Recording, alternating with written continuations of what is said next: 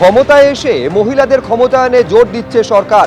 অগ্নিমিত্রা পাল, যিনি রাজ্যের নারী ও শিশু কল্যাণ মন্ত্রী, তিনি জানিয়েছেন অন্নপূর্ণা ভান্ডারের জন্য আবেদন অনলাইনেই করা যাবে। তিনি আশ্বাস দিচ্ছেন অনলাইনে এই আবেদন করা অত্যন্ত সহজ হবে।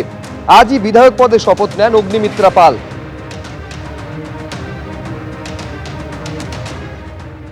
অন্নপূর্ণার ভান্ডার আমি শুনছিলাম যে এতদিন তো দুয়ারে সরকারের মাধ্যমেই হয়েছে, কিন্তু আমি আমার ডিপার্টমেন্টের সাথে কথা বলে আমি অলরেডি বলে দিয়েছি অন্নপূর্ণার ভান্ডারে অনলাইন কমপ্লিটলি এখনই ব্যবস্থা করতে, এবং ইমিডিয়েটলি অনলাইনেই যাতে সমস্ত মানুষ যে 1 পাস 2 পাস বা যে হয়তো শিক্ষাটা পাননি, হয়তো শিক্ষিত নন, এতটা ইজি করা হবে এই অ্যাপ্লাই করার পোর্টালটাকে যে কেউ পোর্টালে গিয়ে অ্যাপ্লাই করতে পারে। সুতরাং অনলাইনে অন্নপূর্ণার ভান্ডার আমার প্রত্যেকটি বাংলার মা বোনেরা যাতে অ্যাপ্লাই করতে পারে, আমরা কিন্তু সেই ব্যবস্থা করছি ইমিডিয়েটলি। কারণ মাননীয় মুখ্যমন্ত্রী বলে দিয়েছেন যে 1 জুন, মাইন্ডেড 1 জুন থেকে আমরা যা যা প্রতিশ্রুতি দিয়েছিলাম 3000 টাকার অন্নপূর্ণার ভান্ডার এবং সরকারি বাসে মা বোনেদের কোনো ভাড়া দিতে হবে না, এই দুটো আমরা চালু করতে শুরু করি। দুর্নীতি রুখতে রেশনে আটা বিলি বন্ধ করার নির্দেশ দিলেন রাজ্যের খাদ্যমন্ত্রী অশোক কীর্তনিয়া। তিনি স্পষ্ট জানিয়ে দিয়েছেন এফসিআই অর্থাৎ ফুড কর্পোরেশন অফ ইন্ডিয়া থেকে যে গম পাঠানো হয় সেই গম এবার রেশনে বিলি করা হবে। আগের সরকারের আমলে রেশনে চাল নিয়েও ব্যাপক দুর্নীতি হয়েছিল। আর কোনো দুর্নীতি হলে কড়া পদক্ষেপের হুঁশিয়ারি দিয়েছেন রাজ্যের খাদ্যমন্ত্রী।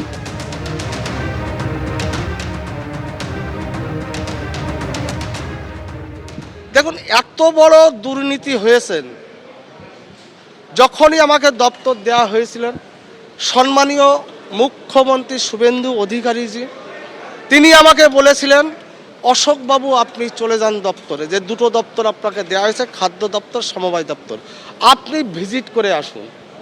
আর আটা নিয়ে যে দুর্নীতি চলছে, যে নিম্নমানের খাবার দেওয়া হচ্ছে, যে কোনো মূল্যে আটা বন্ধ করুন। আমি 11 তারিখে যে সঙ্গে সঙ্গে বলেছিলাম আধিকারিকদের, আজকে থেকে কোনো আটা ডিস্ট্রিবিউশন হবে না। আমাকে আধিকারিকরা বলেছিলেন সাহেব গভর্নমেন্টের 600 কোটি টাকা লস হবে, যতটুকু আটা আছে ডিস্ট্রিবিউটারদের কাছে তারা সেটাই সেইভাবে ডিস্ট্রিবিউট করবে সমপরিমাণে আটার গম মিলিয়ে। কিন্তু আগামী জুন মাস থেকে কোনো আটা রেশনের মাধ্যমে বিলি বন্টন হবে না। এফসিআই যে গম পাঠাবে সেই গমই পশ্চিমবঙ্গের আমজনতার মাধ্যমে বিলি বন্টন হবে। এবং যে লো ক্যাটাগরি খাদ্য দ্রব্য সামগ্রী দেওয়া হচ্ছে, আজকে আমি জানতে পারলাম যে 41 টাকা 67 পয়সা 1 কেজি চালের সহায়ক মূল্য রেট, গভর্নমেন্টের রেট। যে চালটা বাজারে দেওয়া হয় সে চালটা কিন্তু 41 টাকা 67 পয়সা চাল নয়। আমি আধিকারিকদের বলে আসছি কোনো কথা নেই, পশ্চিমবঙ্গের আমজনতার খাদ্যের সাথে কোনো কম্প্রোমাইজ নেই। আমি ভিজিটে যাব, কখন কোথায় যাব কোনো আধিকারিককে বলে যাব না। আমি আপনাদের মাধ্যমে বলে যাচ্ছি যে এরিয়ায় দুর্নীতি হবে সেই এরিয়ায় যিনি আধিকারিক আছেন, যারা রেশন ডিলার, হোলসেলার, মিল মালিক, রেসপন্সিবিলিটি তাদের নিতে হবে। সেই এরিয়ার আধিকারিককে আমাকে কৈফিয়ত দিতে হবে। বিগত দিনে যেটা হয়েছে দীর্ঘ 15 বছর যাবৎ, সেটা পশ্চিমবঙ্গে হবে না, এটা আমি আপনাদের কমিটমেন্ট করে গেলাম। অবৈধ কারখানা নিয়ে কড়া পদক্ষেপ রাজ্য সরকারের। আজকে মুখ্যমন্ত্রী শুভেন্দু অধিকারী স্পষ্ট ভাষায় জানিয়ে দিয়েছেন কোনো কারখানা যদি অবৈধ হয়, তার যদি বিল্ডিং প্ল্যান না থাকে, সেই কারখানা ভেঙে ফেলা হবে। অবৈধ কারখানায় জলের সংযোগ এবং বিদ্যুৎ সংযোগ বিচ্ছিন্ন করে দেওয়া হবে। তিলজলায় যে কারখানায় অগ্নিকাণ্ডের ঘটনা, সেখানে 2 জনের মৃত্যুর পর কঠোর পদক্ষেপের ঘোষণা করেছেন মুখ্যমন্ত্রী শুভেন্দু অধিকারী। কোন কোন কারখানা অবৈধ সমস্ত তদন্ত করে দেখা হবে। কমিটি রিপোর্ট দেবে এবং সেই রিপোর্ট পাওয়ার পরই কড়া পদক্ষেপ নেবে সরকার। কমিটির রিপোর্ট রাজ্যের ক্ষেত্রে একটি অশনি সংকেত বলে মন্তব্য করেছেন মুখ্যমন্ত্রী। কোনো অনুমতি না নিয়েই তিলজলায় চামড়ার কারখানা চলছিল। কসবা, তিলজলা, মমিনপুর, ইকবালপুরের মতন এলাকা, সেখানে একাধিক এই ধরনের কারখানা রয়েছে। কাদের কাদের বিল্ডিং প্ল্যানের অনুমতি নেই তা খতিয়ে দেখার নির্দেশ দিয়েছেন মুখ্যমন্ত্রী। অডিট করা হবে, একটা ইন্টারনাল অডিট হবে এবং সেই অডিট করে 1 দিনের মধ্যেই অবৈধ নির্মাণ ভেঙে ফেলার নির্দেশ দিয়েছেন মুখ্যমন্ত্রী।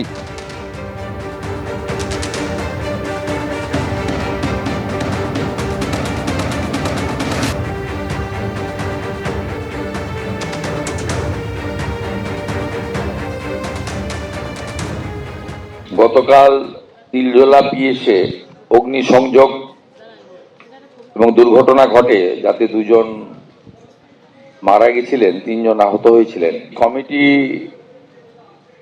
রিপোর্টে যা পাওয়া গেছে,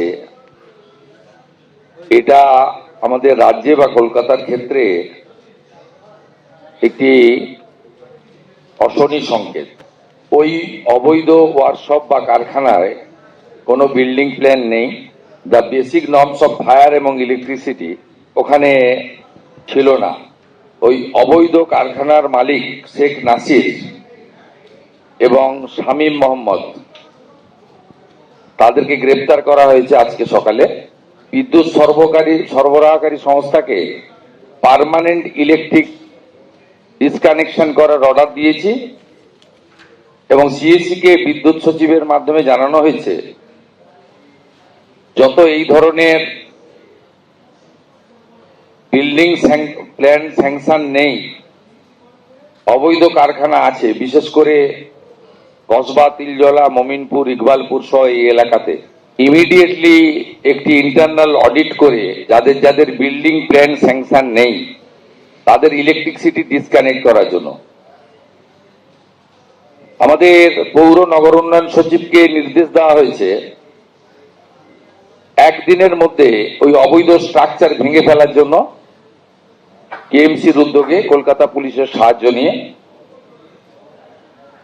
এবং একইভাবে কেএমসি কে বলা হয়েছে এই ধরনের অবৈধ বিপজ্জনক কারখানাগুলিতে জলের লাইন কেটে দেওয়ার জন্য।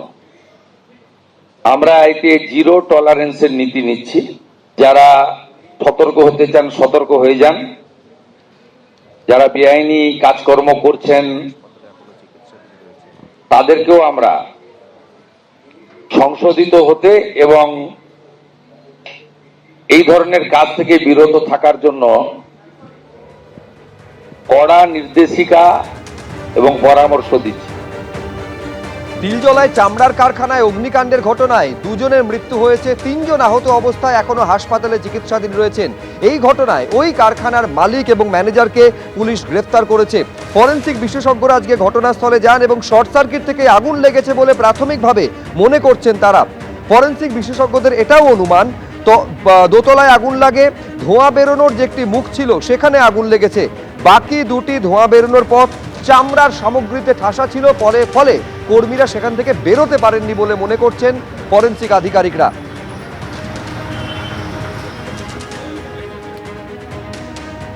ভয়াবহ অগ্নিকাণ্ডের ঘটনায় দুজনের মৃত্যুর ঘটনা। এখনও অগ্নিদগ্ধ অবস্থায়, ধোঁয়ায় দমবন্ধ অবস্থায় হাসপাতালে চিকিৎসাধীন আরও 3 জন, তার মধ্যে 2 জন ভেন্টিলেশনে। যে জায়গায় এই ঘটনা ঘটেছে তিলজলা থানা এলাকার জিজে খান রোড, গোলাম জিলানি খান রোড, সেই কারখানার একদম সামনে আমরা রয়েছি। এই যে বাড়িটা, এই বাড়িটাই একটা 4 তলা বহুতল।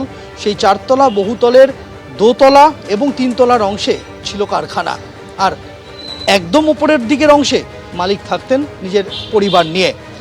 কিন্তু যে পরিসর রয়েছে একটি বাড়ি থেকে আরেকটি বাড়ির, এই রকম একটা চামড়ার মতো অতিদাহ্য বস্তুর সরঞ্জামের কারখানা, সেখানে ন্যূনতম অগ্নি নির্বাপন ব্যবস্থা এবং বহুতল নির্মাণের যে নিয়মকানুন তা যে তোয়াক্কা করা হয়নি তা এখানে দাঁড়িয়ে একদম দিনের আলোর মতো স্পষ্ট। আমরা যে জায়গায় দাঁড়িয়ে রয়েছি, যে বাড়িতে অগ্নিকাণ্ডের ঘটনা ঘটেছে, এই হচ্ছে তার পাশের বাড়ি। 2টি বাড়ির মাঝখানের যে গ্যাপ তা দেখে সহজেই অনুমান করা যায় যে কোনো রকম বিধি নিষেধাজ্ঞা, আইন কোনো কিছুরই তোয়াক্কা করা হয়নি এই বাড়িটি বানানোর সময়, কারখানা তৈরির সময়। এমনকি 2টি বাড়ির মাঝখান দিয়ে, সামনে বড় রাস্তা থেকে দেখতে পাওয়া যাবে না, কিন্তু ভেতরে ঢুকলে একদম স্পষ্ট 2টো বাড়িকে আলাদা করে পরে এখানে ঢালাই করে জুড়ে দেওয়া হয়েছে। জুড়ে 2টি বাড়ির একটির থেকে আরেকটিতে যাওয়ার পথ তৈরি করা হয়েছে এই রকমই টানেল বানিয়ে। একেবারে ভেতরের দিকের অংশে এলে এটা দেখতে পাওয়া যাচ্ছে একদম স্পষ্ট যে দুটি বাড়ির দোতলার অংশ, অর্থাৎ যে কারখানায় আগুন লেগেছে, কারখানার যে অংশে আগুনটা লেগেছে ঠিক সেই অংশেই একটি বাড়ি থেকে আরেকটি বাড়িতে যাওয়ার জন্য এই টানেল তৈরি করা হয়েছিল। সেই টানেল রয়েছে, কিন্তু এই টানেল পথে আগুন লাগার পরেও একটি বাড়ি থেকে আরেকটি বাড়িতে পালিয়ে যেতে পারেননি শ্রমিকরা, যে কারণে এই অগ্নিকাণ্ডের ঘটনায় পুড়ে মারা যাওয়া ছাড়া এবং দম বন্ধ হয়ে শ্বাসরুদ্ধ হওয়া ছাড়া আর কোনো বিকল্পই তাদের কাছে খোলা ছিল না। ইতিমধ্যেই সরকারি স্তর থেকে এই বাড়ি বেআইনি এমনটা জানানো হয়েছে। এখন তদন্ত প্রক্রিয়ার মাঝে আর কি উঠে আসে এখন সেদিকেই নজর। কৌশিক কর্মকারের সঙ্গে সন্দীপ সরকার, এবিপি আনন্দ, কলকাতা। ফলে বুঝতে পারছেন যে আইনকে নিয়মকে বুড়ো আঙুল দেখিয়ে কিভাবে এই নির্মাণ গড়ে উঠেছিল এবং এই বিল্ডিং পুরোপুরি অবৈধ বলে রিপোর্টে জানানো হয়েছে। শুধু তাই নয়, যখন একটি মুখে আগুন লাগে অন্য যেটা বেরোনোর মুখ ছিল, ধোঁয়া বেরোনোর মুখ, সেটা পুরো চামড়ার সামগ্রীতে ঠাসা ছিল। ফলে ভেতরে যে কর্মীরা ছিলেন তারা বেরোতে তো পারেনি, আরো ভেতরের দিকে তারা ঢুকে যান, শৌচাগারে আশ্রয় নেন, আর সেখানেই দমবন্ধ হয়ে মৃত্যুর ঘটনা ঘটে। এমনটাই হয়েছে বলে অনুমান ফরেনসিক আধিকারিকদের।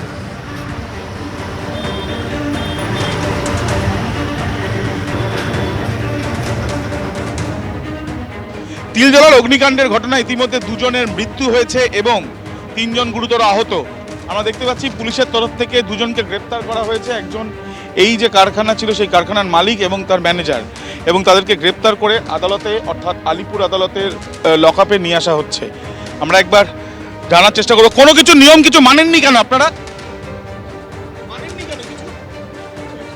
লাইসেন্স ছিল, ফায়ার লাইসেন্স পেয়েছিলেন? আগুন লাগতে পারে আশঙ্কা ছিল না আপনাদের? দেখা যাচ্ছে যে কোনো প্রশ্নেরই জবাব তারা দিলেন না, এবং আলিপুর কোর্টের যে কোর্ট লকআপ রয়েছে সেই কোর্ট লকআপে 2 অভিযুক্ত তাদেরকে নিয়ে আসা হয়েছে। মূলত গাফিলতি রয়েছে অনুমান করা হয়েছে পুলিশের তরফ থেকে, এবং এই যে মালিক এবং তার ম্যানেজার তাদের দুজনকে গ্রেপ্তার করে নিয়ে আসা হয়েছে। আমরা সেই ছবিটাই দেখতে পেলাম। ক্যামেরা অভিজিৎ দত্তর সাথে আবির দত্ত, এবিপি আনন্দ, কলকাতা। কিছুক্ষণ আগে মুখ্যমন্ত্রী স্পষ্ট করে দিয়েছেন এই ঘটনা এবং এই ধরনের ঘটনার ক্ষেত্রে একেবারে কড়া পদক্ষেপ নেবে রাজ্য সরকার। আর এরই মধ্যে পুর কমিশনার তিনি জানাচ্ছেন রাজ্য সরকারকে রিপোর্ট দিয়েছি, নির্দেশ অনুযায়ী ব্যবস্থা নেওয়া হবে। কোথায় কত অবৈধ নির্মাণ রয়েছে তা ফের খতিয়ে দেখা হবে।